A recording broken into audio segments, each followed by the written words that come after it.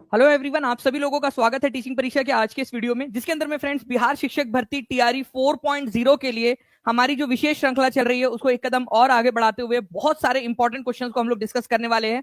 पूरा लेक्चर अच्छे से देखिएगा क्योंकि एक एक क्वेश्चन के अंदर में काफी सारी चीजें आप लोगों को सीखने के लिए मिलेंगी। तो चलिए जल्दी से हम लोग शुरू करते हैं, ठीक है। और सबसे पहले तो यहाँ पर में जितने भी लोग हमारे साथ में यहाँ जुड़ चुके हैं उन सभी लोगों का बहुत बहुत स्वागत है। आप सभी लोगों में से बहुत सारे लोग हैं जिन्होंने सेशन को ऑलरेडी लाइक कर दिया है फ्रेंड्स, जैसे मैं देख पा रहा हूं। तो आप सभी का बहुत बहुत शुक्रिया। ये पूरा सेशन आप सभी लोगों को समर्पित, आप जैसे डेडिकेटेड स्टूडेंट्स जो हमेशा लगे हुए रहते हैं, ठीक है, और हर स्थिति के अंदर में, ठीक है, साथ देते हैं। तो आप सभी लोगों का शुक्रिया। और जहां भी शेयर कर सकते हो, टेलीग्राम, फेसबुक, व्हाट्सएप, इंस्टाग्राम, जल्दी जल्दी से शेयर कर दीजिए आप लोग, ठीक है। पहले क्वेश्चन की तरफ में हम लोग आगे बढ़ते हैं फ्रेंड्स, जल्दी से हाथ भी ऊपर कर देंगे जितने भी लोगों ने सेशन को लाइक कर दिया है, ठीक है। पहला क्वेश्चन देखिए, यहाँ पर मैं आप लोगों से बोला गया है फ्रेंड्स, ठीक है, इसको इंपॉर्टेंट मार्क करिए आप सभी के सभी, ठीक है। इलाहाबाद की संधि, ठीक है, आपको बताना है इलाहाबाद की संधि के बाद में रॉबर्ट क्लाइव ने मुर्शिदाबाद का डिप्टी दीवान किसको बनाया था। देखिए कितने सारे क्वेश्चन इसके अंदर में क्लियर हो जा रहे हैं आपके एक ही क्वेश्चन में। पहली बात तो इलाहाबाद की संधि कब हुई थी, ठीक है, कब हुई थी? 1765 में। कौन से युद्ध के बाद में? ठीक है, बक्सर के युद्ध के बाद। बक्सर का युद्ध कब हुआ था? 1764 के अंदर में। चलिए, दो क्वेश्चन आपके यहाँ क्लियर हो गए। बक्सर का युद्ध हुआ था 1764 में। बक्सर के युद्ध के बाद में कौन सी संधि हुई थी? इलाहाबाद की संधि हुई थी, ठीक है।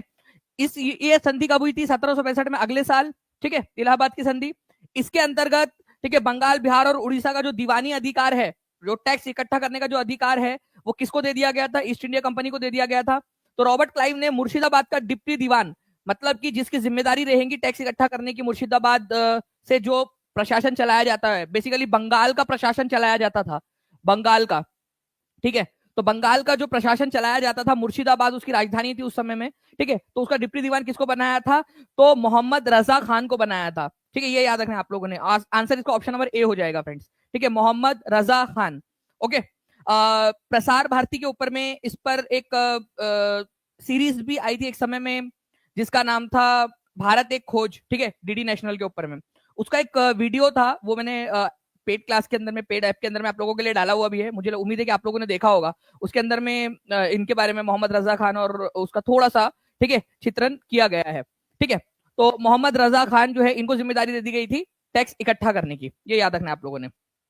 ओके, कहाँ का? ठीक है, बंगाल के इलाके का। लेकिन फ्रेंड्स, बंगाल और जो बिहार और उड़ीसा वाला इलाका था, वहां का जो दीवानी अधिकार दिया गया था, वो दिया गया था, ठीक है, राजा सिताब राय को, ठीक है, ये याद रखना है आप लोगों ने, ठीक है। राजा सिताब राय, उनको बिहार का दिया गया था। तो ये भी क्वेश्चन बन सकता है। दो पॉइंट याद रखिए आप सभी के सभी, ठीक है, कि भाई अगर पूछ लिया जाए बंगाल का या मुर्शिदाबाद, जहां जो बंगाल उस समय बंगाल की राजधानी हुआ करती थी, ठीक है, मोहम्मद रजा खान को ये जिम्मेदारी दी गई थी, ठीक है। डेप्यूटी दीवान बनाया गया था, उप दीवान। और बंगाल का उप दीवान जो है बनाया गया था मोहम्मद रजा खान को। बिहार का उप दीवान किसको बनाया गया था? राजा सिताब राय को। ये भी याद रखिएगा आप लोग, राजा सिताब राय। इंपॉर्टेंट पॉइंट्स है, एग्जाम के अंदर में पूछे जा सकते हैं आप लोगों से। ओके, जल्दी जल्दी से कमेंट के अंदर में लिख देंगे आप सभी के सभी, जितने भी लोग देख रहे हैं, फटाफट जल्दी जल्दी से लिख देंगे कमेंट के अंदर में आप लोग। चलिए, बहुत बढ़िया। नाउ फ्रेंड, नेक्स्ट क्वेश्चन की तरफ में आगे बढ़ते हैं हम लोग, ठीक है। इल्तुतमिश ने बिहार में अपना पहला सूबेदार किसको नियुक्त किया था? देखिए, इल्तुतमिश कौन से वंश का शासक था, ये भी एक क्वेश्चन बन सकता है। आप लोग प्लीज याद रखिएगा कि हमारे भारत में, उत्तर भारत के अंदर में, इधर में, ठीक है, 1206 से लेकर 1500, ठीक है, 26 तक, ठीक है, 5 राजवंशों ने शासन किया है, ठीक है, जिसको दिल्ली सल्तनत कहा जाता है कुल मिलाकर। जो उसका पहला राजवंश था वो था मामलुक राजवंश, जिसको गुलाम वंश भी बोला जाता है, मामलुक वंश, ठीक है, मामलुक वंश जिसको गुलाम वंश भी कहते हैं, क्योंकि काफी सारे इसके अंदर में जो शासक हुए वो किसी ना किसी के गुलाम थे, कभी ना कभी, पहले शासकों के। तो इल्तुतमिश जो है मामलुक वंश का तीसरे नंबर का शासक था, ठीक है। कुतुबुद्दीन ऐबक ने इसकी नींव रखी थी, ठीक है, बाद में, ठीक है, आराम शाह उसका बेटा कुछ समय के लिए, 8 महीने के लिए शासक बना। और उसके बाद में जो है कुतुबुद्दीन ऐबक का जो दामाद और एक समय उनका गुलाम रहा इल्तुतमिश, वो शासक बनता है। तो उसने किसको, ठीक है, अपना सूबेदार बनाया था बिहार के इलाके के लिए? ये क्वेश्चन पूछा जा रहा है, ठीक है। तो आप लोगों ने याद रखना है फ्रेंड्स कि मलिक जानी करके एक व्यक्ति हुआ करते थे, ठीक है, जिसको उन्होंने बनाया था। ये क्वेश्चन एग्जाम के अंदर में आया हुआ है और डायरेक्टली पूछे जाने की संभावना है, ठीक है, क्योंकि बात बिहार की हो रही है, ठीक है। तो बिहार के परिप्रेक्ष्य से इंपॉर्टेंट हो सकता है, बिहार जीके के परिप्रेक्ष्य से ये क्वेश्चन आप लोगों का, ठीक है।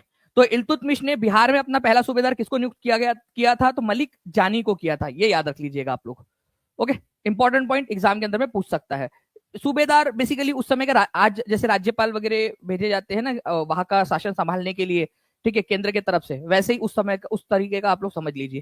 ठीक है, now now friend next question की तरफ में आगे बढ़ते हैं। Who was appointed as the नायब Diwan of Bihar by Robert Clive? अब चलिए, ये क्वेश्चन जिसने आंसर कर दिया मतलब वो पहला क्वेश्चन अच्छे से देखा था, इसीलिए बोलता हूँ कि टीचिंग परीक्षा के सेशन पर जो है आप लोग टाइमली आ जाया करो लाइव। ठीक है, जो बच्चा अच्छे से देखेगा सेशन को वो आगे बढ़ेगा। Who was appointed as the नायब दीवान? नायब का मतलब भी होता है उप या डेप्यूटी। ठीक है, बताइए तो नायब दीवान या डेप्यूटी दीवान या उप दीवान बिहार का रॉबर्ट क्लाइव की तरफ से किसको किया गया था? ठीक है, तो अभी हम लोगों ने थोड़ी देर पहले बंगाल का देखा। ठीक है, बंगाल या मुर्शिदाबाद के लिए जो है मोहम्मद रजा खान को किया गया था। वही बिहार के लिए जो उप दीवान नियुक्त किया गया था टैक्स इकट्ठा करने के लिए, वो किया गया था राजा सिताब राय को। ठीक है, तो आंसर आपका ऑप्शन नंबर बी हो जाएगा। कितने लोगों का सही है जल्दी से हाथ ऊपर करके बता देंगे, कितने लोगों ने सही आंसर लगाया है? राजा सिताब राय। ठीक है, डायरेक्ट आप लोगों का क्वेश्चन बन जाता है यहाँ पर में, राजा सिताब राय। ठीक है, चलिए, बहुत हम लोग पास में हैं 1000+ लाइक्स के। जल्दी जल्दी से सेशन को लाइक भी करते रहेंगे आप सभी के सभी। ठीक है, और चैनल को सब्सक्राइब करते रहेंगे।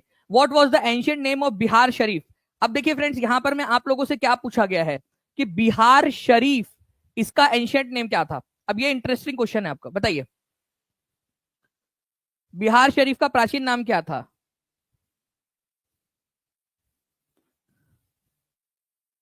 ठीक है,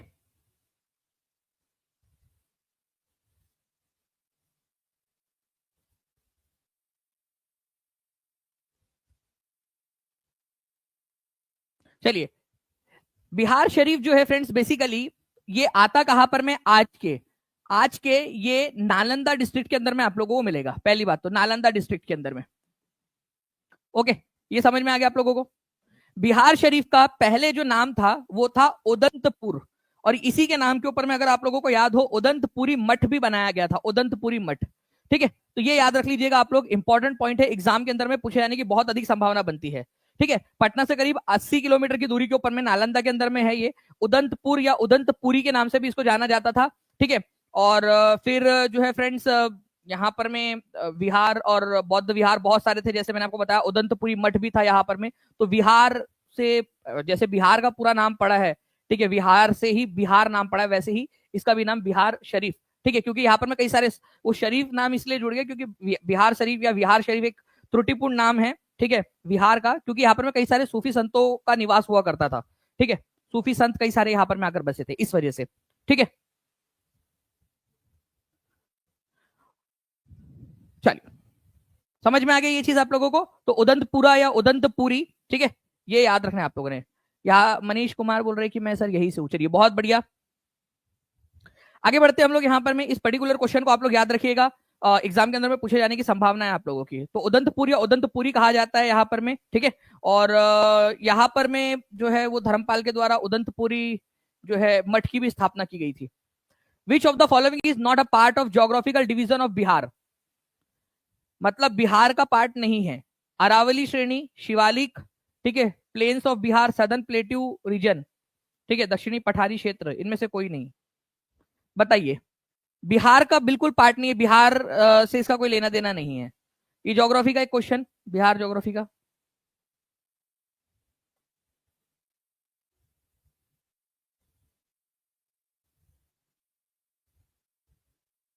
चलिए, मैं आपको बताता हूं यहाँ पर मैं, देखिए कैसे थोड़ा सा हम लोग इसको एक हल्का सा ब्लैंक मैप के जरिए समझने की कोशिश करते हैं।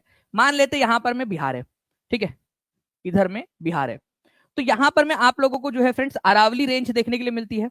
यहाँ पर में आप लोगों को जो है सातपुड़ा रेंज देखने के लिए मिलती है। ठीक है, सातपुड़ा रेंज। ओके, ये है अरावली, ये है सातपुड़ा। थोड़ा सा इसको आगे पीछे कर लेता हूँ मैं ताकि ये मिट ना जाए। उसके बाद में आप लोगों को पता है फ्रेंड्स कि हमारे भारत के अंदर में, ठीक है, बेसिकली हिमालय का ही पूरा का पूरा अगर हम ले ले तो हिमालय को 3 श्रेणियों में बांटा जा सकता है। एक है ग्रेटर हिमालय, ग्रेटर हिमालय मतलब हिमाद्री, जहां पर में ऊंची ऊंची पहाड़ियां है। ठीक है, उसके नीचे में है हिमाचल, ठीक है, हिमाचल जिसमें थोड़ी कम ऊंची पहाड़ियां है, और उसके नीचे में यहाँ पर में आप लोगों को मिलेगा, ठीक है, उसके नीचे में आप लोगों को यहाँ पर में मिलेगा शिवालिक रेंज, जहां पर में कम ऊंची पहाड़ियां है, बहुत छोटा, मतलब बहुत ज्यादा ऊंची ऊंची पहाड़ियां नहीं है माउंट एवरेस्ट टाइप की। माउंट एवरेस्ट टाइप की पहाड़ियां आपको केवल हिमाद्री में मिलेंगी, ठीक है। ऊंची पहाड़ियां हिमालय की 3 श्रेणियों में से, तो ये हिमाद्री या अपर हिमालय, ठीक है, लोअर हिमालय या निम्न हिमालय इसको बोला जाता है हिमाचल को, और ये है शिवालिक सबसे नीचे वाली। तो शिवालिक तो बिहार के अंदर में है, ठीक है। बिहार का मैदान बिहार में नहीं होगा तो क्या युगांडा में होगा क्या? तो बिहार का मैदानी इलाका, ठीक है। सदर्न प्लेटू जो है फ्रेंड्स, यहाँ पर मैं आप लोगों को बता दूं, ये कैमूर का जो पठार है ना, ठीक है, वहां उस इलाके को कहा जाता है, तो दक्षिणी पठार, ठीक है, दक्षिणी पठार क्षेत्र। ओके, तो ये आप लोगों को मिल जाएगा कैमूर, कैमूर के अंदर में, और जो बांका, कैमूर और बांका के बीच का जो इलाका है ना, ये यहाँ पर में कैमूर का पठार और इसके बांका के बीच में, यहाँ पर में आपका दक्षिणी पठार क्षेत्र है, पठारी क्षेत्र, ठीक है, छोटा नागपुर का पठार का एक्सटेंशन। ओके, तो अरावली जो है फ्रेंड्स, ये अरावली रेंज ये बिहार के अंदर में नहीं आती, तो कौन सा वाला पार्ट नहीं है बोला है ना, नहीं है, तो ये सब तो है, ठीक है, ये पार्ट है बिहार के ज्योग्राफिकल रीजन के। अरावली क्षेत्र जो है बिहार के क्षेत्र का पार्ट नहीं है, ये आप लोगों ने याद रखना था। कितने लोगों को समझ में आ गया ये चीज, बताइए जल्दी से, ठीक है। क्या ये क्वेश्चन को मैं आप लोगों के लिए आगे जाकर रिपीट भी करवाऊं, रिवीजन करवाऊं आप लोगों के लिए अलग अलग तरीके से, और भी डिफरेंट तरीके से, ठीक है, ताकि आप लोगों को ऐसे क्वेश्चन याद हो जाए। अगर हाँ तो बता दीजिएगा कमेंट करके। 1800 से ज्यादा लोग देख रहे हैं, ठीक है, जहां भी सेशन को शेयर कर सकते हो। जिस दिन हमारे 4000 प्लस बच्चे हो जाएंगे, उस दिन मैं आप लोगों के लिए 3 घंटे की एक बड़ी मैराथन भी लूंगा, ठीक है, आप सभी लोगों के लिए।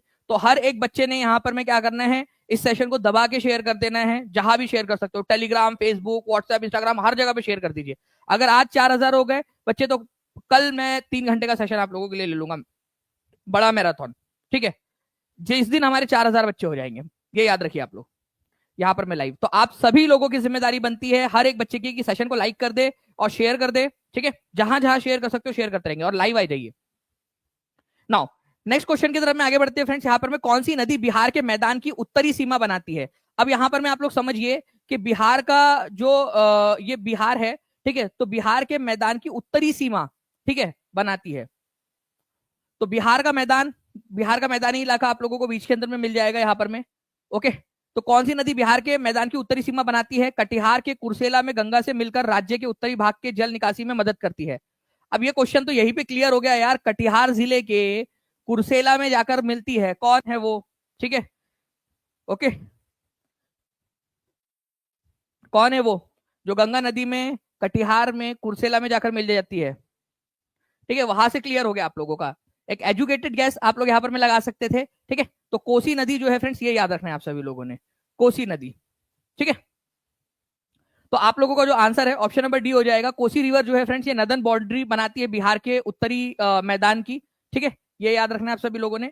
और एक चीज ये भी है, ठीक है, अक्सर क्वेश्चन आता है एग्जाम के अंदर में, आप लोगों ने अगर देखा हो, ठीक है, मैंने बार बार आप लोगों को बताया भी है, कोसी का जो मैदानी इलाका है ना, उसकी एवरेज ऊंचाई कितनी है?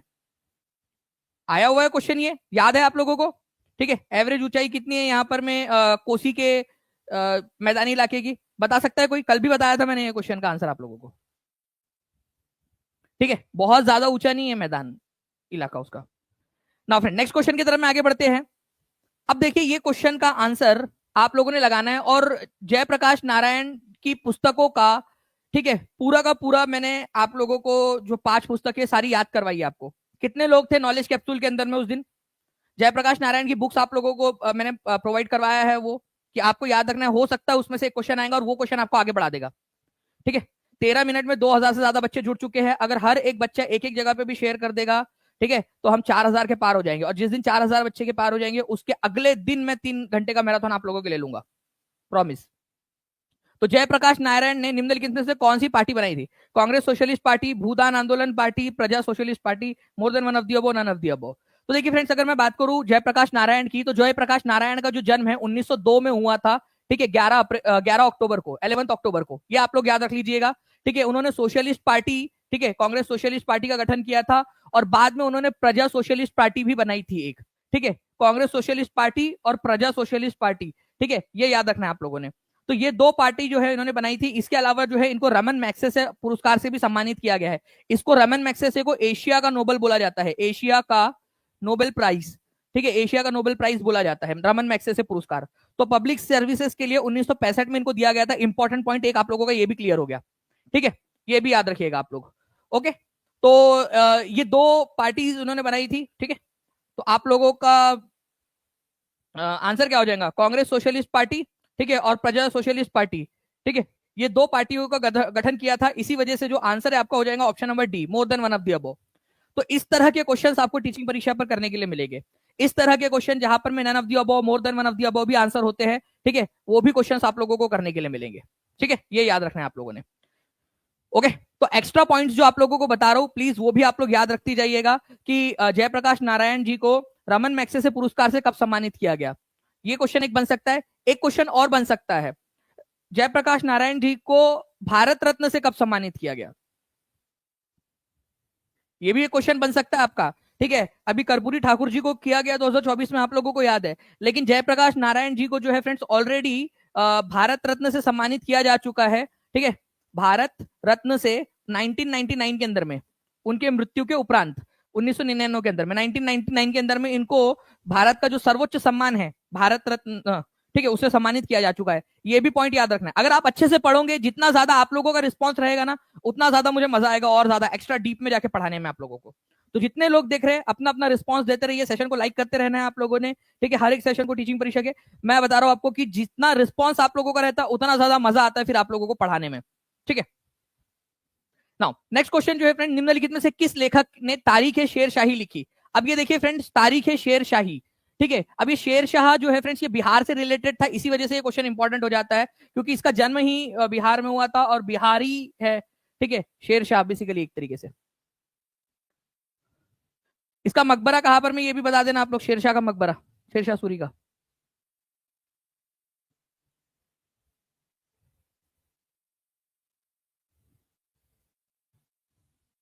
ठीक है, तो देखिए फ्रेंड्स, तारीख शेरशाही जो है ये शेरशाह सूरी जो था, ठीक है, बेसिकली एक बिहारी, ठीक है, और उन्होंने बहुत सारे युद्ध जो है वो जीते, ठीक है। हुमायूं को हराया, आपको पता है हुमायूं को 2 बार हराया, और कुछ समय के लिए दिल्ली का शासक भी रहा वो 1540 से 1545 के बीच में। ओके, लेकिन 1545 के अंदर में दुर्भाग्यवश एक कालिंजर का जो किला है वहां पर में उसकी मृत्यु हो गई थी। वो एक चेकिंग कर रहा था, उस समय में कुछ विस्फोट हो गया, ठीक है। जो अस्त्र जहां पर में रखे जाते हैं ना, वहां का निरीक्षण कर रहा था, वहां पर में विस्फोट हो गया जिससे उसकी वो जख्मी हो गया था, बाद में उसकी मृत्यु हो गई, ठीक है। तो तारीख शेर शाही ये याद रखना है आप लोगों ने, अब्बास खान शरवानी जो थे उन्होंने लिखी थी। तो आंसर इसका ऑप्शन नंबर बी हो जाएगा फ्रेंड्स, ठीक है, तारीख शेर शाही। अब जो है आप लोगों से एक क्वेश्चन ये भी बन सकता है, ये याद रखिएगा आप लोग, शेरशाह सूरी का असली नाम क्या था, बचपन का नाम उसका, ये याद रखेंगे आप सभी लोग। और इसके बाद में, ठीक है, आपको ये बताना है कि कब से कब तक, ठीक है, अभी मैंने आपको बता भी दिया कि कब से कब तक वो दिल्ली का शासक रहा, ये भी आप लोग बताएंगे, ठीक है। चल, कब से कब तक वो दिल्ली का शासक रहा। तो मैंने आप लोगों से पूछा था कि 2 क्वेश्चन पूछा, तारीख शेरशाही किसने लिखी, अब्बास खान शेरवानी ने लिखी। भारत के अंदर में रुपया, ये भी क्वेश्चन एक बन सकता है, भारत के अंदर में रुपया ये करेंसी चलाई किसने थी, तो शेरशाह सूरी ने चलाई थी, शेरशाह सूरी ने, ठीक है। जीटी रोड का निर्माण किसने करवाया था, ग्रैंड ट्रंक रोड, जिसको, ठीक है, बादशाही सड़क बोला जाता था, जीटी रोड। जीटी रोड तो बाद में नाम पड़ा उसका, ग्रैंड ट्रंक रोड, अदरवाइज उसको बादशाही सड़क या शाही सड़क बोला जाता था, ठीक है। तो जीटी रोड जो है फ्रेंड्स एक्चुअल में जो बनवाया था वो शेरशाह सूरी ने बनवाया था, ठीक है। उसके बाद में जो है फ्रेंड्स मैंने आपसे पूछा कि शेरशाह सूरी का असली नाम क्या था, तो फरीद खान था उसका नाम, फरीद खान, ठीक है, ये याद रखना है आप लोगों ने, फरीद खान, ठीक है, फरीद खान, ठीक है। नाउ नेक्स्ट क्वेश्चन की तरफ में आगे बढ़ते हैं फ्रेंड्स, किस साम्राज्य में, ठीक है, बिहार के आधुनिक पटना और गया जिले शामिल थे, ठीक है, पटना और गया। तो ये पटना हो गया, ये गया हो गया, तो कौन सा साम्राज्य था जिसके अंदर में शामिल थे ये पटना गया के इलाके, अंग, कोसल, मगध, अवंती, किसके थे। तो भाई पटना या पाटलिपुत्र, ठीक है, और उसके बीच में यहां पर में नालंदा आ जाता है जिसमें राजगिरी या राजगीर आ जाती है आप लोगों की, ठीक है। तो ये पूरा का पूरा इलाका, ठीक है, आपको पता है कि ये मगध का इलाका था। ये पूरा गंगा नदी के नीचे वाला, गंगा नदी और गंगा नदी के नीचे वाला जो इलाका था ये मगध का इलाका हुआ करता था। तो मगध महाजनपद का हिस्सा थे। मैंने आपको पिछले लेक्चर के अंदर में बताया था कि भारत में कितने महाजनपद हुआ करते थे और कौन से 2 ऐसे ग्रंथ हैं जिसके अंदर में आपको 16 महाजनपदों का उल्लेख मिलता है, उसके नाम आप लोग बताइएगा, ठीक है।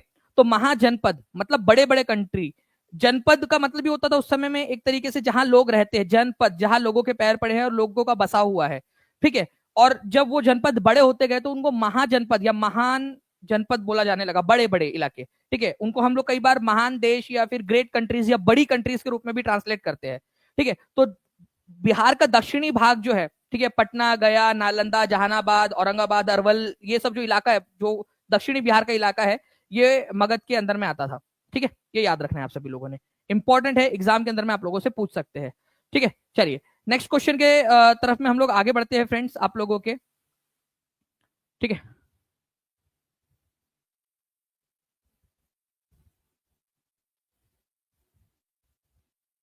एक क्वेश्चन है, मुझे लगता है कि शायद ही आप लोग जो है केवल और केवल ऑप्शन एलिमिनेशन के जरिए आप लोग इसका आंसर कर पाओगे, ठीक है। तो देखते हैं कितने लोग कर पाते हैं इसका आंसर, ऑप्शन एलिमिनेशन के जरिए आप लोग कर लोगे, केवल ऑप्शन एलिमिनेशन का इस्तेमाल करिए, आप लोग कर जाओगे इस क्वेश्चन का आंसर।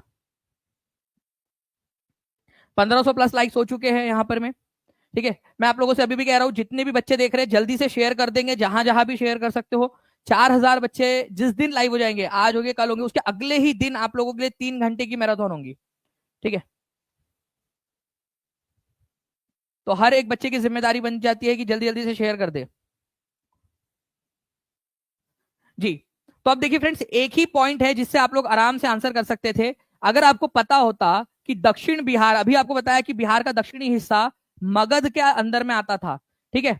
तो ये आंसर आप लोगों ने अगर कर दिया, बी की जोड़ी जो है वो 1 के साथ लगनी है, ठीक है। तो बी की जोड़ी 1 के साथ में यहां पर में जी लगी है, ठीक है, यहां पर में नहीं लगी है, तो ये आंसर नहीं हो सकता, ठीक है। यहां पर में भी नहीं लगी है, यहां पर में भी नहीं लगी है, तो ए के अलावा कोई आंसर नहीं हो सकता था। अब इस तरह के जो क्वेश्चंस आते हैं एग्जाम के अंदर में, आप लोग बहुत आसानी से कर सकते हो, ठीक है। अगर मैं आप लोगों को बताऊं फ्रेंड्स कि जैसे बिहार का दक्षिणी हिस्सा हम लोगों ने देखा मगध था, वैसे ही बिहार का उत्तरी हिस्सा जो था, ठीक है, वो क्या था, वो आप लोगों ने याद रखना है फ्रेंड्स के जो उत्तरी हिस्सा आप लोगों का बिहार का था, वो वज्जी के इलाके में आता था, वज्जी को ही वृज्जी भी बोलते थे, ठीक है। तो इसी वजह से वज्जी की जोड़ी उत्तरी बिहार के साथ में लगेंगी, तो दक्षिण बिहार और उत्तरी बिहार अगर आप लोगों ने याद रख लिया होता तो चल जाता। एक और था इलाका, ठीक है, जो हमारे बिहार के पूर्वी हिस्से में भागलपुर के तरफ में उसकी राजधानी भी हुआ करती थी, उसका नाम था अंग महाजनपद, ठीक है। पूर्वी बिहार में आता था ये, पूर्वी बिहार में, ठीक है। बाकी मल्ल जो है वो मल्ल महाजनपद गोरखपुर और बिहार की बॉर्डर के ऊपर में स्थित था, ठीक है। चलिए, तो ये अगर आप लोग याद रख लेते, बिहार के ही एटलीस्ट 3 याद रख लेते आप लोग, तो आपको आराम से याद हो जाता ये चीज, ठीक है। ये समझ में आया क्या? क्या अब आप कितने लोग हैं जो अगले बार अगर ये क्वेश्चन आता है तो आप लगा लोगे कि कौन से इलाके में था बिहार के, ठीक है। उत्तर, दक्षिण और पूर्व वाले तीनों के तीनों जो बिहार के अंदर में लोकेटेड थे महाजनपद, उनके नाम आपको बता दिए। कितने लोग कर पाएंगे, हाथ ऊपर करके बता दीजिए, ताकि मुझे समझ में आ जाए कि हाँ आप लोग अब यहाँ पर में सॉल्व कर पा रहे हो क्वेश्चन को। चलिए बहुत बढ़िया फ्रेंड्स, ठीक है, बहुत सारे बच्चे बता रहे हैं कि वो कर लेंगे अभी। नेक्स्ट क्वेश्चन की तरफ में हम लोग आगे बढ़ते हैं। ये क्वेश्चन देखिए आप लोग फ्रेंड्स, जयप्रकाश नारायण ने निम्नलिखित में से कौन सी पुस्तक लिखी है, ठीक है। अब ये जयप्रकाश नारायण जी की जो 5 पुस्तकें हैं, ठीक है, उनके नाम मैंने ऑलरेडी आप लोगों को दिए हुए हैं, ठीक है। जयप्रकाश नारायण जी के बारे में आज जो भी पढ़ाया मैंने, वो कमेंट में आप लोग लिख दो, जो जो आपको याद आ रहा है, जितना भी याद आ रहा है वो आप लिख देंगे, आज जो भी पढ़ाया आपको। बताओ, I do what I do, towards total revolution, the new India, exam warriors, name none of the above.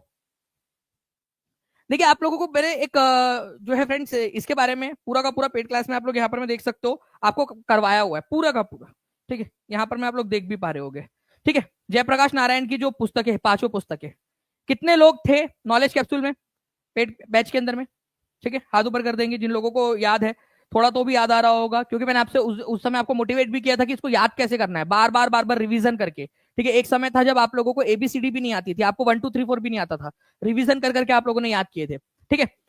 तो ऐसे आपको याद करना है। और जो बच्चे नहीं जुड़े अभी भी, मैं आपको बता दूं, अभी भी आप लोग जुड़ सकते हो टीचिंग परीक्षा के साथ में, ताकि ऐसा ना हो कि आपको बाद में लगे कि यार काश टीचिंग परीक्षा के साथ में जुड़ गए होते तो आज एग्जाम क्लियर हो गया होता, ठीक है, अच्छे रैंक के साथ में आप जॉब पर लग गए होते। तो जल्दी से टीचिंग परीक्षा के साथ में जुड़ जाइए आप लोग।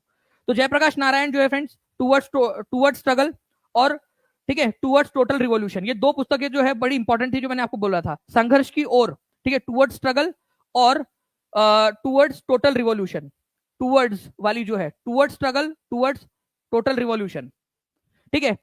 एक और पुस्तक थी जो बहुत इंपॉर्टेंट है, ठीक है, वो है सोशलिज्म टू सर्वोदय, समाजवाद से सर्वोदय तक, समाजवाद से सर्वोदय तक, रिकंस्ट्रक्शन ऑफ इंडियन पॉलिटी, ठीक है, भारतीय राजनीति का पुनर्निर्माण, ठीक है, ये भी पुस्तक उन्होंने लिखी है। My picture of socialism, socialist विचारधारा के थे, ठीक है, तो सोशलिज्म में ज्यादा विश्वास रखते थे, ठीक है, my picture of socialism. Okay, तो ये 5 पुस्तक है। इसको याद कैसे करें, ठीक है, सबसे इंपॉर्टेंट सवाल तो ये आता ना कि आप लोगों को याद कैसे करें यहां पर में, ठीक है। तो याद कैसे करना है आप लोगों ने, आप जितना ज्यादा रिवीजन करोगे उतना ज्यादा आप लोगों का फायदा होगा। और इसी वजह से जो है फ्रेंड्स, जितना ज्यादा आप लोग सेशंस करोगे, क्योंकि मैं भी अभी जब इसका पार्ट नंबर 2 लूंगा मैं आपका बुक्स मैगजीन्स एंड ऑथर्स वाले का, उसमें मैं आपसे जो क्वेश्चंस मैंने करवाए हैं उस पर बेस्ड क्वेश्चंस पूछूंगा सबसे पहले, फिर आगे बढ़ेंगे हम लोग, ठीक है। तो revision is the key to success, ये याद रखिएगा आप सभी के सभी, important, revision is the key to success, ठीक है। बहुत बढ़िया, चलिए आगे बढ़ते हैं हम लोग फ्रेंड्स यहाँ पर मैं नेक्स्ट क्वेश्चन की तरफ में, लेकिन इसका आंसर पहले आप लोग कर देंगे। इसका आंसर क्या होगा जल्दी से लगा दीजिए ताकि एटलीस्ट आपको याद हो जाए।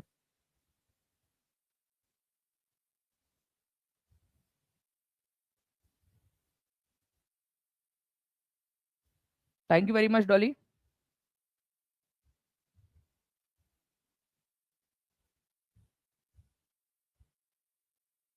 बताइए जल्दी से आंसर जी। तो टूवर्ड्स टोटल रिवॉल्यूशन, ये पुस्तक इनके द्वारा लिखी गई थी, ठीक है। नाउ नेक्स्ट क्वेश्चन की तरफ में आगे बढ़ते हैं। सम्राट शाह आलम द्वितीय ने ईस्ट इंडिया कंपनी को बंगाल, बिहार तथा उड़ीसा की दीवानी प्रदान की, ठीक है, ये बता दीजिए कब। ओके, अब ध्यान से समझना आप लोग, शाह आलम द्वितीय, शाह आलम सेकंड, ओके, इन्होंने ईस्ट इंडिया कंपनी को क्या दे दिया, बंगाल, बिहार और उड़ीसा का दीवानी अधिकार प्रदान कर दिया। अब आपको एक चीज पता है फ्रेंड्स कि बक्सर की लड़ाई जो है वो हुई थी 1764 में, उसके बाद में इलाहाबाद की ट्रीटी हुई, इलाहाबाद की ट्रीटी ऑफ इलाहाबाद, वो हुई थी आपकी 1765 के अंदर में, ठीक है, जिसके अंदर में दीवानी अधिकार प्रदान कर दिए गए। अब यहां देखिए क्लोज क्वेश्चन आ गया अब आप लोगों का, ठीक है, एक क्लोज क्वेश्चन कि आप लोगों से पूछ लिया गया कि वो ट्रीटी कौन से दिन हुई थी जिस दिन ये दीवानी अधिकार प्रदान किए गए थे, ठीक है। तो ये भी आप लोग याद रख लीजिए, कभी अगर मान लीजिए भूले भटके से अगर आप लोगों से पूछ ले, ठीक है, कि कौन से दिन ये जो है वो संधि हुई थी, ठीक है, तो 12 अगस्त 1765 को ये संधि हुई थी, 12 अगस्त 1765 को दीवानी अधिकार प्रदान किए गए थे, ये याद रखना है आप लोगों ने औपचारिक रूप से, ठीक है। तो इलाहाबाद के अंदर में ये संधि हुई थी, इसी वजह से इसको ट्रीटी ऑफ इलाहाबाद कहा जाता है, ठीक है, 12 अगस्त 1765 को, ठीक है, ट्रीटी ऑफ इलाहाबाद। तो ये क्वेश्चन है आप लोगों का जो एग्जाम के अंदर में आ सकता है, प्लीज इसको याद रखिएगा, एग्जाम के अंदर में आप लोगों से पूछ सकते हैं, ठीक है, इंपॉर्टेंट पॉइंट है, ठीक है। अच्छा, एक और पॉइंट बन गया अब आप लोगों का, यहां पर देखिए इलाहाबाद की संधि, ठीक है, जब हुई थी उस समय मुगल बादशाह कौन थे, आप लोग कमेंट करके बताएंगे हर कोई बच्चा, ठीक है, जल्दी से यहां से देखिए और आंसर करिए, इलाहाबाद की संधि या बक्सर की लड़ाई के समय में मुगल सम्राट कौन था, आप लोगों को आंसर करना है। अगर आप आगे बढ़ना चाहते हो, ठीक है, तो छोटी छोटी जो एक्टिविटीज आप लोगों से करवा रहा हूं वो एक्टिविटीज करते जाइए आप लोग। ओके, 2700 से ज्यादा बच्चे यहाँ पर में जुड़ चुके हैं, एक बार अगर आप लोग जोर लगा दोगे, ठीक है, कोशिश करते रहनी है। हमने 4000 बच्चे जिस दिन क्रॉस हो जाएंगे उस दिन मैं आप लोगों से बता रहा हूं कि 3 घंटे की महा मैराथन में आप लोगों के लिए लूंगा, ठीक है, मोस्ट इंपॉर्टेंट क्वेश्चंस के साथ में। तो हर एक बच्चा अपना अपना योगदान देता रहेगा, जहां शेयर कर सकता है शेयर कर देंगे, सेशन को लाइक करते रहेंगे, चैनल को सब्सक्राइब कर लेंगे, ठीक है। तो यहां पर मैं आप लोगों का आंसर ये हो गया, शाह आलम द सेकंड था, ये याद रखना है आप लोगों ने। देखिए ये 69वीं बीपीएससी के अंदर में आया हुआ क्वेश्चन, और प्लीज इसको एक एक तरीके से आप लोगों के लिए यहां पर में देखा जाए तो 2 क्वेश्चन यहां पर में बन जा रहे हैं। बकास्त आंदोलन, ठीक है, कब हुआ था, ठीक है, 1937 से 38 के बीच में बकास्त आंदोलन हुआ बिहार के अंदर में, ठीक है। अब ये बकास्त आंदोलन था क्या, ये भी आपको मैं समझा देता हूं। आपको बताना है कि ये आयोजित किसने किया था, ये बकास्त आंदोलन।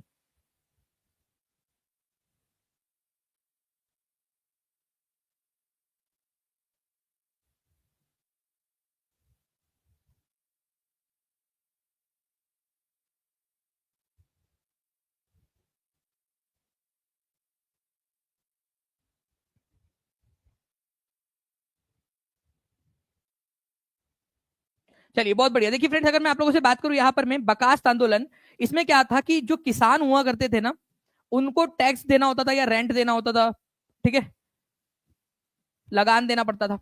अगर वो नहीं दे पाए वो पैसा, तो उनकी जो जमीन थी वो बेच दी जा रही थी, ठीक है, वो जमीन बेच दी जा रही थी। तो बकास्त, जिन लोगों का बकाया है उनकी जो जमीन है उसको बेच दी जा रही थी। तो बर्खास्त आंदोलन इसी वजह से स्टार्ट हुआ था ताकि इन किसानों को उनकी जमीन वापस दिलाई जा सके। ठीक है, तो ये बर्खास्त आंदोलन 1937-38 के बीच में जो बिहार के अंदर में आयोजित हुआ था, इसका नेतृत्व किसने किया था? तो स्वामी सहजानंद सरस्वती जी ने। ये याद रखना है आप लोगों ने। कितने लोगों का सही हुआ है और कितने लोग हैं जिनको अब याद हो गया, अब आगे से याद रहेगा। ठीक है, आगे से याद रहेगा, अब कभी भी इसको नहीं भूलेंगे। बर्खास्त आंदोलन स्वामी सहजानंद सरस्वती 1937-38 के बीच में बिहार के अंदर में आयोजित। ठीक है, किसानों की जो बकाया नहीं दे पाने की वजह से जमीन हड़प ली जाती थी, उसको वापस किसानों को दिलाने के लिए किया गया आंदोलन। ठीक है, स्वामी सहजानंद सरस्वती जी। ठीक है, जिसका भी गलत हुआ कोई बात नहीं, सीखने के लिए आए हो आप लोग, सीखोगे, ठीक है, आगे बढ़ोगे तो यहां पर मैं आपको टीचिंग परीक्षा को रिवीजन करवा ही रहा है। ठीक है, टीचिंग परीक्षा आपको सारी अपॉर्चुनिटीज दे ही रहा है। ठीक है, रिवीजन की। नाउ, बिहार राज्य का पुनर्गठन किस वर्ष किया गया था? बीपीएससी असिस्टेंट 2014 की एग्जाम में आया हुआ क्वेश्चन फ्रेंड्स। ठीक है, आप लोगों को पता है कि आज भारत के अंदर में कितने राज्य है? आप लोग जल्दी से कमेंट करके बता दीजिए। यूनियन टेरिटरीज कितनी है ये भी आप बता देंगे अभी आज के समय में भी भारत के अंदर में। जल्दी बताइए आप लोग, दोनों आंसर आप लोग करते जाएंगे। 1893 लाइक्स हो चुके हैं, 2000 के बहुत पास में हम लोग। सभी बच्चे लाइक एंड शेयर करते रहेंगे तो हम लोग 4000 जो है लाइव तक का जो हमारा टारगेट है वो भी पहुंच जाएंगे हम लोग। 2800 से ज्यादा बच्चे जुड़ चुके हैं यहाँ पर में। हर एक बच्चा अगर शेयर कर देना तो शायद से 5 मिनट के अंदर अंदर 4000 पूरा हो जाएगा और कल ही आप लोगों का एक बड़ा सेशन हो सकता है। ठीक है, तो कोशिश करनी है। और जितने भी बच्चे अभी लाइव बाद में भी देख रहे हैं वो लाइव आया करिए। ठीक है, हो सकता है आज नहीं तो कल इसका टारगेट पूरा हो जाए जी। तो देखिए, बिहार राज्य का पुनर्गठन किस वर्ष किया गया था? तो बिहार राज्य का पुनर्गठन जो है फ्रेंड्स, ये किया गया था सन 2000 के अंदर में। ठीक है, आप लोगों को पता है कि नवंबर, ठीक है, सन 2000 के अंदर में बिहार से कौन सा राज्य अलग हुआ था? जल्दी से बताएंगे आप लोग। ठीक है, और ये डेट क्या थी? क्योंकि ये भी पूछी जा सकती है। और यही डेट क्यों चुनी गई ये भी आप बताएंगे मुझे। यही डेट क्यों चुनी गई नवंबर में? ठीक है, झारखंड को अलग करने के लिए। चलो, ये तो इजी क्वेश्चन है, ये बता दिया। बताओ क्यों डेट वो चुनी गई, क्या था ऐसा खास उस दिन? ऐसा क्या था उस दिन? चलो 15 नवंबर आप लोग आंसर कर रहे हो। 15 नवंबर अगर आप लिख भी देते हो, चलो 15 ऑफ नवंबर को। चलो बताओ 15 नवंबर को ऐसा क्या खास है? 15 नवंबर को बिरसा मुंडा का जन्मदिन होता है। ठीक है, बिरसा मुंडा जी का जो है जन्मदिन होता है फ्रेंड्स। तो उनकी एनिवर्सरी या उनकी जयंती के ऊपर में जो है ये झारखंड राज्य का गठन किया गया, इसीलिए 15 नवंबर चुना गया। ये याद रखना है आप लोगों ने। ठीक है, पीआरटी की क्लास लेनी है सर आपकी। आप नीचे में जो नंबर चल रहा है ना उस पर कॉल या व्हाट्सएप कर सकते हो, या टीचिंग परीक्षा के एप्लीकेशन पे चले जाइए डायरेक्टली, वहां से भी मिल जाएगा। ठीक है, या फिर नीचे में जो लिंक्स दी गई उससे भी कर सकते हो, या अगर आपको कुछ ना समझ रहा हो तो आप नीचे में जो नंबर चल रहा है उस पर कॉल कर सकते हो। ठीक है, टीम आपकी हेल्प कर देंगे। ठीक है, तो बिरसा मुंडा का जन्मदिन होता है इसी वजह से फ्रेंड्स, ये याद करना है। अब मैं आप लोगों को एक टास्क दे रहा हूं। ठीक है, टीचिंग परीक्षा स्पेशल। टीचिंग परीक्षा पर आप लोग हमेशा आगे रहोगे। ध्यान से समझिए आप लोग। आपको बताना है कि सन 2000 में, ठीक है, सन 2000 के अंदर, ठीक है, 3 राज्यों का पुनर्गठन हुआ था। 3 राज्य बने थे, 3 नए राज्य बने थे। ठीक है, आप बताएंगे उन राज्य का नाम। ठीक है, राज्य का नाम आप बताओगे। ठीक है, और डेट आप लोग बताओगे। ठीक है, डेट, डेट कौन सी तारीख को बने वो 3 राज्य बने थे, ये मैं आपको बता रहा हूं। और मैं आप लोगों को बता दूं कि कल इसके ऊपर में एक क्वेश्चन हम लोग रखेंगे जिसमें जोड़ियां मिलाने के फॉर्म में और अलग तरीके से भी हम लोग इसका क्वेश्चन जो है उसको करेंगे हम लोग। ठीक है, आप लोगों को याद कराऊंगा ताकि आप लोग पढ़कर आए। देखो, एक टारगेट आपको दे दिया कि ये पढ़ के आना, कल आप लोगों की टेस्ट इसके ऊपर में भी होंगी, मतलब मैं टेस्ट के रूप में, क्वेश्चन के रूप में टेस्ट लूंगा आप लोगों की। ठीक है, डेट, क्योंकि ये क्वेश्चन आ सकता है जोड़ियां मिलाने के फॉर्म में। 2000 प्लस लाइक्स हो चुके हैं, बहुत बहुत शुक्रिया एंड कॉन्ग्रेचुलेशन आप सभी को भी। नेक्स्ट क्वेश्चन की तरफ में आगे बढ़ते हैं। बिहार सौर ऊर्जा सिंचाई योजना। देखिए, ये क्वेश्चन बड़ा इंटरेस्टिंग क्वेश्चन है फ्रेंड्स। ठीक है, बार बार एग्जामिनर इस क्वेश्चन को पूछता है। बिहार सौर ऊर्जा सिंचाई योजना मतलब सौर ऊर्जा के जरिए सिंचाई करना। सिंचाई का मतलब क्या होता है? जो खेतों के अंदर में हम आर्टिफिशियल तरीके से पानी डालते हैं, इरिगेट करते हैं, उसके अंदर में पानी पहुंचाते हैं, उस प्रक्रिया को सिंचाई कहा जाता है। तो कुएं से या फिर नहरों से हम लोग पानी लेकर आते हैं और खेतों में डालते हैं। तो जनरली क्या होता है कि सौर ऊर्जा की जरूरत नहरों से पानी लाने के लिए तो जरूरत पड़ेगी नहीं। जनरली कुओं से पानी निकालने के लिए हमको जरूरत पड़ती है ताकि कुएं से पानी निकालकर हम लोग खेतों में डाल सके। लेकिन कुएं से पानी को बाहर निकालने के लिए कुछ एनर्जी चाहिए होंगी, या तो बिजली जो इलेक्ट्रिसिटी पावर हाउस से आती है उसको हम इस्तेमाल करें, या सौर ऊर्जा के जरिए हम लोग इलेक्ट्रिसिटी खुद बनाएं और उससे फिर ये पानी निकाले बाहर। तो किसानों के लिए तो ज्यादा इजी ये रहेगा ना, उनको पैसे बचेंगे क्योंकि सौर ऊर्जा, सूरज की रोशनी तो फ्री में आ रही है, तो सूरज की रोशनी से इलेक्ट्रिसिटी बनाओ और पानी निकाल के सिंचाई करो। आसान है एकदम। तो ये सिंचाई योजना जो है कब हुई थी? ये क्वेश्चन आप लोगों का जो है फ्रेंड्स टीआरई 3 के पीआरटी के अंदर में जो लीक पेपर था उसके अंदर में आया था ये क्वेश्चन। ठीक है, तो 2008 के अंदर में जो है बिहार सौर ऊर्जा सिंचाई योजना शुरू हुई थी। ये कभी भी रिपीट होकर आ सकता है, ये याद रखिएगा आप सभी के सभी। ठीक है, तो बिहार सौर क्रांति सिंचाई योजना या बिहार सौर सिंचाई योजना जो है ये याद रखेंगे आप सभी लोग फ्रेंड्स। छोटे जो किसान हैं उन लोगों को सोलर पैनल्स प्रोवाइड किए गए और सोलर पैनल के जरिए जो है ये याद रखना है आपने, उनसे बोला गया कि आप सोलर पैनल का इस्तेमाल करके, ये जो सोलर पैनल्स होते हैं ना, इसको लगाइए और इससे जो इलेक्ट्रिसिटी बनेगी, ठीक है, फिर आप उससे वो सिंचाई करिए। तो 2008 के अंदर में बना था, ये आप लोगों को याद रखना है फ्रेंड्स। बिहार में इस्तेमाल की जाने वाली एक प्राचीन जल संचयन विधि है। ठीक है, अब देखिए ये भी एक क्वेश्चन बढ़िया है। बिहार के अंदर में अब ये तो सौर सौर ऊर्जा से जो सिंचाई कर रहे हैं तो मॉडर्न जमाने की है। प्राचीन जल संचयन, जल संचयन, जल संचयन, संचयन का मतलब होता है फ्रेंड्स आपका वाटर को हार्वेस्ट करना, पानी को जमा करके रखना। क्या कहा जाता है बिहार के अंदर में? एक पुराने जमाने की पद्धति।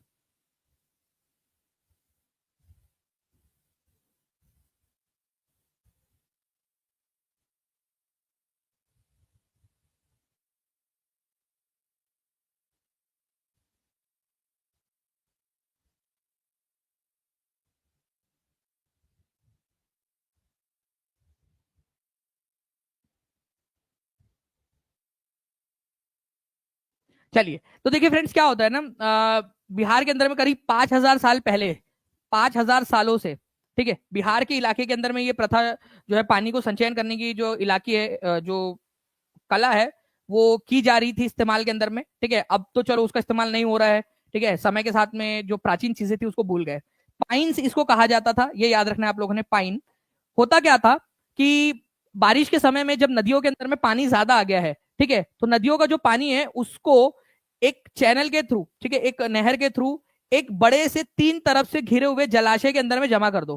3 तरफ से ये जलाशय भरा हुआ है, ठीक है, और यहां से पानी जो है यहां पर में आ रहा है। जब पानी नहीं आ रहा है तो इसको बंद कर दिया जाता था ताकि यहाँ पानी संचयित रहे। ठीक है, और फिर बाद में यहां से जो है पानी का इस्तेमाल जहां भी करना है वहां पर में किया जाता था। ये आप लोगों ने याद रखना है। ओके, तो पाइन्स इसको बोलते थे, वो प्रथा थी करीब 5,000 साल पहले से। मगध के इलाके के अंदर में भी इसका इस्तेमाल होता था। मगध के समय में ये सबसे ज्यादा लोकप्रिय हो गई थी, पाइन।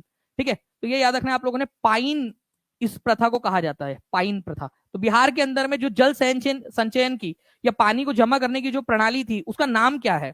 सिंपल सा क्वेश्चन है आप लोगों का, एकदम सिंपल क्वेश्चन। ठीक है, ओके,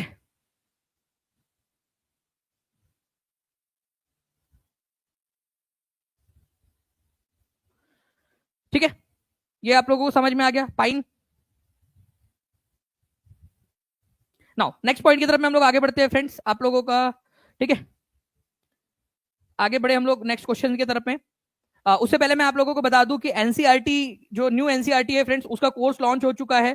ठीक है, वीडियो कोर्स प्लस इसके अंदर में आप लोगों को जो जैसे जैसे एनसीईआरटी आती जाएंगी 1 लाख से भी ज्यादा क्वेश्चंस उसके अंदर में न्यू एनसीईआरटी के ऊपर में बेस्ड धीरे धीरे धीरे करके ऐड किए जाएंगे उसके अंदर में। पूरा टारगेट हमारा है कि हम एएसएपी, ठीक है, जैसे जैसे एनसीईआरटी आती जाएंगी 1 लाख से भी ज्यादा न्यू एनसीईआरटी बेस्ड क्वेश्चन उसके अंदर में ऐड करते जाए, बहुत ही कम दाम के ऊपर में। मतलब आपका जो मोबाइल का रिचार्ज होता है ना, उससे भी कम दाम के ऊपर में आप लोगों को ये कोर्स अवेलेबल है। ठीक है, तो जितने भी बच्चे जुड़ना चाहते हैं वो लोग जुड़ सकते हैं ताकि आप लोग जो है अपडेटेड रहे। ठीक है, ये याद रखना है आप लोगों ने। नाउ नेक्स्ट क्वेश्चन की तरफ में आगे बढ़ते हैं हम लोग फ्रेंड्स। जो जो स्टूडेंट पेड स्टूडेंट है, किसी ना किसी बैच में जुड़े हुए या कभी भी उन्होंने लिया हुआ हो टीचिंग परीक्षा के साथ में, कभी भी जुड़े हुए हो, उनके लिए प्राइस थोड़ा सा कम है। तो जितने भी ओल्ड स्टूडेंट है वो, या फिर आप लोग पहले ये कर सकते हो कि आप कोई टीचिंग परीक्षा के कोर्स में जुड़ सकते हो। ठीक है, उसके बाद में आप इस कोर्स को वापस से बाई करेंगे तो वो आपको प्राइस कम मिलेगा उसमें। 3200 के करीब बच्चे देख रहे हैं, केवल 800 हम लोग दूर है। अगर आप लोग 4,000 हर एक बच्चा यहां पर मैं जोर लगा के हैशा बोल के शेयर कर दे, ठीक है,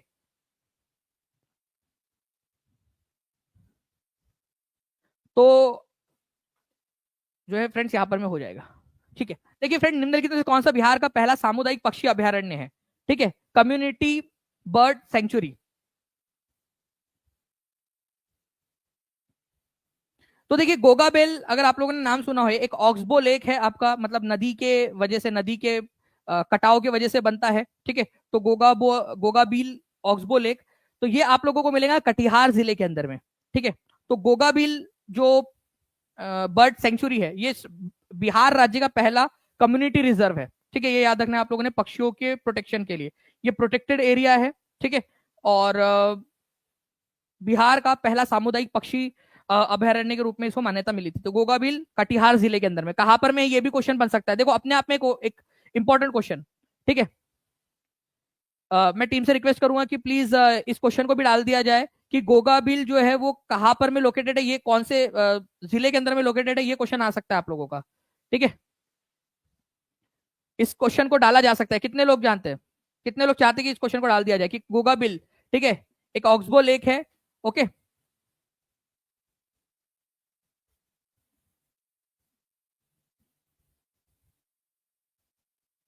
जी, ऑक्सबो लेक का मतलब क्या होता है ना कि ये नदी जो है इस तरीके से सर्पाकार जैसे घूमती है, तो इस तरीके से जब नदी का जो है लचक ज्यादा ही आ जाती है, ठीक है, कमरिया लचके रे बाबूजी जरा बचके रे, वैसा वाला ज्यादा ही कमर में लचक आ गई इसके, तो अब पानी क्या होगा, पहले ऐसा ऐसा जा रहा था, अब डायरेक्टली जाता रहेगा, पूरी की पूरी नदी उड़ गई हमारी तो यहाँ पर, ठीक है। इस तरीके से मान लीजिए ऐसा हो रहा है, तो क्या होता है, यहां से पानी इधर से जा रहा होता है, ठीक है, और डायरेक्टली फिर इधर से जाना स्टार्ट हो जाता है, तो ये एक लेक इधर में कट जाती है, इसको ऑक्सबो लेक, ठीक है, चाप झील बोला जाता है, चाप झील भी इसको बोलते हैं, ये याद रखना आप लोगों ने, चाप झील भी बोला जाता है इसको, ऑक्सबो लेक भी बोलते हैं इसको, ठीक है। नाउ इस क्वेश्चन का आंसर हर कोई बच्चा जल्दी से लगाएगा, ठीक है, बताइए जल्दी जल्दी से इस पर्टिकुलर क्वेश्चन का आंसर क्या होगा। हम लोग 3250 तक पहुंच गए यहां पर में आज। मैं चाहूंगा फ्रेंड्स कि हर एक बच्चा जो है कल के सेशन के अंदर में एकदम लाइव आ जाए, ठीक है। कल हम लोग टारगेट रखते हैं 4000 प्लस का, हर बच्चा लाइव आ जाएगा, ठीक है। और आज का भी सेशन जहां भी आप शेयर कर सकते हो शेयर करके रख दीजिए, ताकि कल जो है बच्चे लाइव आ जाए। और मैं आपसे प्रॉमिस कर रहा हूं कि जिस दिन हम 4001 भी हो गए ना, उसके एग्जैक्ट अगले दिन 3300 बच्चा हो गया, देखिए यहां पर में 4001 भी हो गए हम लोग, उसके अगले दिन मैं आप लोगों के लिए एक बड़ा सेशन जो है वो लूंगा, ठीक है। तो आप सभी के सभी लोग जुड़ जाइए, और साथ ही साथ टीचिंग परीक्षा के एप्लीकेशन पे भी जुड़ जाइए, क्योंकि बहुत सारी जो है आप लोगों को इन्फॉर्मेशन और बहुत सारी टेस्ट, ठीक है, क्विज आप लोगों को प्रोवाइड होने वाली है। धीरे धीरे हम लोग अगले 15 दिन के अंदर में ये ट्राई कर रहे हैं कि एक इनोवेटिव तरीका अपनाया जाए आप लोगों को टेस्ट प्रोवाइड करने का, ठीक है। फीड सेक्शन हम लोग लेकर आने वाले हैं, जिसके अंदर में आप लोगों का जिस तरीके से आप इंस्टाग्राम और बाकी सारी चीजें यूज करते हो ना, वह आप उसमें समय वेस्ट करते हो, यहाँ टीचिंग परीक्षा के एप्लीकेशन में फीड सिस्टम आएगा, जहां पर मैं आपको क्वेश्चन, क्विज, ठीक है, आप लोगों को इन्फोग्राफिक्स इस तरीके से दिए जाएंगे। तो हर एक बच्चे ने टीचिंग परीक्षा का एप्लीकेशन डाउनलोड करके रख लेना है, जब भी उसका अपडेट आएगा, जैसे ही अपडेट आएगा मैं आपको टीचिंग परीक्षा के यूट्यूब चैनल पे भी बताऊंगा, और वहां पर में भी आपको इन्फॉर्मेशन आएगा, ठीक है। हम उसको 15-20 दिन लग जाएंगे, लेकिन हम लोग लेकर आ रहे हैं, ठीक है, फीड वाला सिस्टम आप लोगों के लिए, ठीक है, जिसमें आप लोगों को मजा आएगा, आप इनोवेटिव तरीके से सीखते रहोगे टीचिंग परीक्षा में। तो टीचिंग परीक्षा आप लोगों को कंटिन्यूअसली, ठीक है, कंटिन्यूअसली आगे बढ़ाता रहेगा। किसी ने लिखा है यहाँ पर में, सर परसों मत करवाइएगा, परसों मेरे को शादी में जाना है। कौन था ये शादी में जाने वाला, ठीक है, मतलब भाई उनको शादी में जाना है, तो इस वजह से पूरा का पूरा सेशन ही हम लोग कैंसिल कर दे। क्या बात है, ठीक है भाई, आ जाओ तुम शादी में से, ठीक है, डब्बे में बांध के लेकर आना सब लोगों के लिए, पूरे 3300 बच्चों के लिए, ठीक है, सब इंतजार करेंगे तुम्हारा, ठीक है। वो सचिन, फैज और शिबा के लिए भी लेकर आना थोड़ा थोड़ा सा। चलिए, ओके, चलो, thank you very much friends, मिलते हैं हम लोग। आप लोगों से उम्मीद करता हूँ कि आप लोग जो है फ्रेंड्स सेशन को लाइक कर देंगे, जहां भी शेयर कर सकते हो शेयर कर देंगे। कल 4000 का टारगेट रखते हैं, अगर कल 4000 हो गए, ठीक है बच्चे, तो हम जो है पक्का, ठीक है, एक बड़ा सेशन 3 घंटे का, 3 घंटे से 1 मिनट भी कम नहीं रहेगा, 3 घंटे 1 मिनट हो सकता है, 3 घंटे से 4 घंटे हो सकता है, लेकिन 3 घंटे से 1 मिनट भी कम नहीं रहेगा, ये मैं आपको प्रॉमिस करता हूँ। लेकिन हर एक बच्चे ने फिर शेयर करना चाहिए, हर एक बच्चे ने, ठीक है, शेयर, जहां टेलीग्राम, फेसबुक, व्हाट्सएप, इंस्टाग्राम, जहां जहां दिखता है शेयर कर दीजिए। आज आप लोग जो है फ्रेंड्स अभी इस क्वेश्चन का आंसर करोगे, साथ ही साथ मुझे बताओगे जयप्रकाश नारायण जी को, जयप्रकाश नारायण जी है जेपी, ठीक है, इनको जो है फ्रेंड्स भारत रत्न कौन से साल में मिला था, ये आप लोग मुझे बता दीजिए, ठीक है। इसके अलावा आप मुझे बताएंगे यहाँ पर में टूवर्ड्स, ठीक है, towards total revolution, total revolution, ये पुस्तक किसकी है, ये आप लोग मुझे बता दीजिए, टूवर्ड्स टोटल रिवॉल्यूशन, ठीक है। बापू माय मदर, कल कल पढ़ाया था मैंने आप लोगों को, रोज आप लोगों ने टीचिंग परीक्षा के साथ में जुड़ना है। बापू माय मदर, बहुत ही इंपॉर्टेंट क्वेश्चन, ये पुस्तक किसने लिखी है, ये भी आप लोग मुझे बता देंगे। बापू माय मदर, ये पुस्तक किसने लिखी है, ठीक है, आपको बताना है, ठीक है। मोहम्मद रजा, ठीक है, खान, ये कहा के डेप्यूटी दीवान बने थे, ठीक है, कौन से, बंगाल या बिहार, कहा के डेप्यूटी दीवान बने थे इलाहाबाद की संधि के बाद में। और राजा सिताब राय, ठीक है, राजा सिताब राय जो है वो कहाँ के दीवान बने थे, उप दीवान बने थे, डेप्यूटी दीवान, ये आप लोग बताना है। देखते हैं जो बच्चा स्टार्टिंग से लेक्चर देखा होगा वो अच्छे से कर जाएगा इस क्वेश्चन का आंसर। ठीक है, चलिए। तो फ्रेंड्स आप लोग जो है टीचिंग परीक्षा के साथ में जुड़ सकते हो, जितने भी बच्चे जुड़ना चाहते हैं नीचे में नंबर चल रहा है, उस नंबर पे कॉल या व्हाट्सएप करके आप लोग जुड़ जाइए। ठीक है, 10,000 प्लस क्वेश्चन प्लस एनसीईआरटी और आप लोगों के बाकी की सारी चीजें आप लोगों को ऑलरेडी मिली हुई है। Thank you very much, take care and bye, God bless you all, thank you very much, bye, thank you.